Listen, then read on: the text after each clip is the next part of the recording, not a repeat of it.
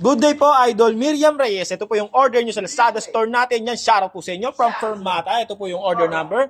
J-Craft S2HC, Tuxedo Black. Yan, body check po tayo. Bale, fresh lang setup tayo by Sir Arnel. Naka lowest possible action. Smooth picking lang para may iwas-iwasan natin yung mga fret bus na yan. Yan. Pag low action talaga, ganun ang gitara, dapat smooth picking lang tayo, no? Yeah. Gusto sa akin ng ano rin, mga box na walang naman dun eh. Saan? May nasa taas. Bakit? Bakit? Fibus. Patakot na ako eh. Kung kayo mag-ate, wala akong parehas. Wala na akong utang sa'yo, ha? Wala, paano kami mag-hatid? Wala nga akong pera. Eh, wala rin akong parehas eh. Ano, magpapapalit? Kaya rin na yan. Ay, 150 lang. Ano ang dami? 150, abono, Ate Marquis. Abono. Nakuha na ba ng lalo mo, friends? Yes po.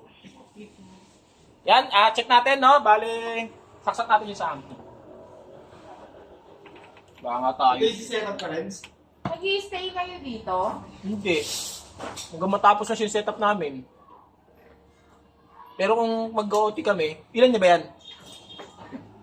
Wala, di na kaya yan. O, kumalma ka. Bukas na.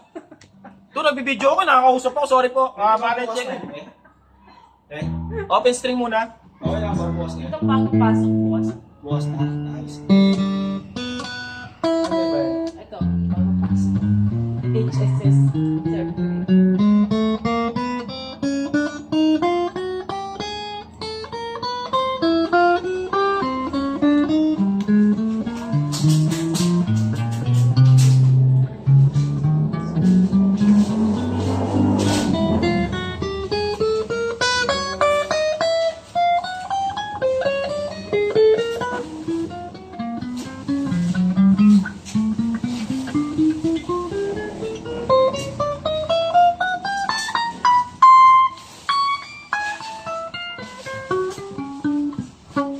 Yan po na, wala siyang dead note. Lahat po tumutunog. Wala na tayo narinig na fret bass. Smooth picking lang. Pag hard picking, ganito yung tunog.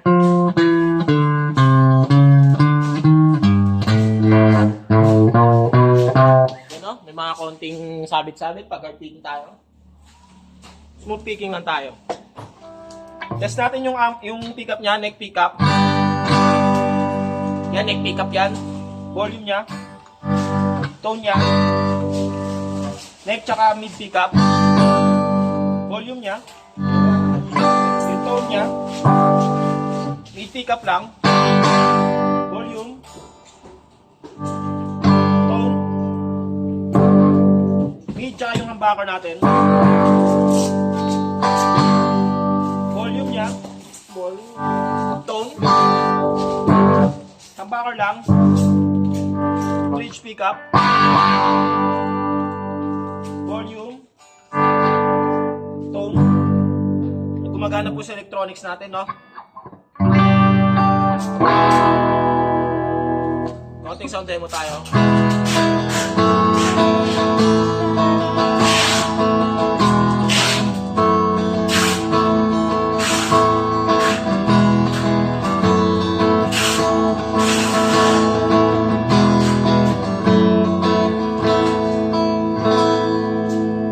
Ganito na lang po muna yung sound demo natin. Babalo ko natin. Bali yan, chong ko lang para relax-relax lang yung next sa biyahe.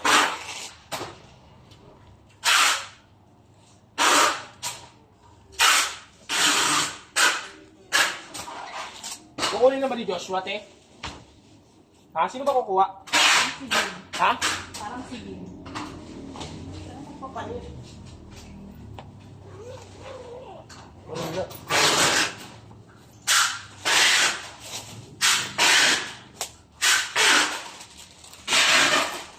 Yan po, bali pakita ko lang yung previous no, J-Craft strap. Ayan po, J-Craft strap. Cord, Allen wrench nandiyan na.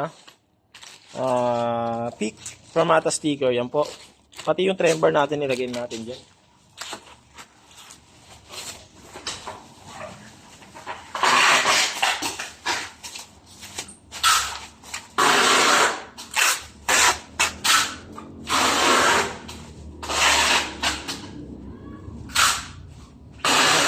Pahingi ako nung sa electric to eh. Kahit isa lang muna. Electric? Ano yun? Implement mo.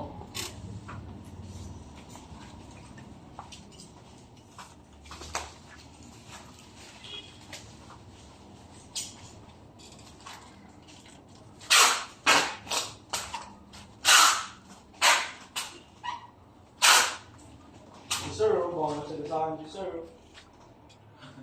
Ano, biglang tumawag.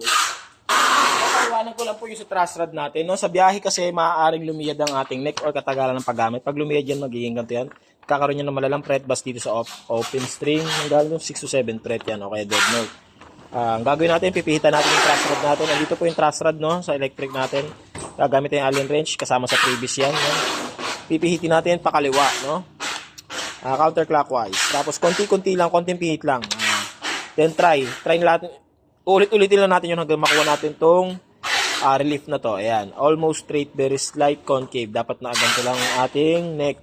Hindi siya straight na straight. Medyo nakayuko ng konti. Ayan. Pag sumobra naman sa yuko, magkakaroon naman tayo ng high action. No? Balik gagawin natin. Babalik naman tayo. Clockwise naman yan. Dahan-dahan lang at baka malumiyad naman ng sobra. Kailangan sakto lang, no? I-update ko na, ginagawa ko sila. Kala ko, konti na order lang. Sound safe pa naman lang. Okay lang yan. Lakas ang tama mo, nakasarang pa sa dito. Ikaw may dahilan, ba't nag-update yun? Ha? Ikaw may dahilan. Ibigay mo siya, i-update ka na. Oo, misa lang yung ginagawa siya. Misa lang sa isang taon na.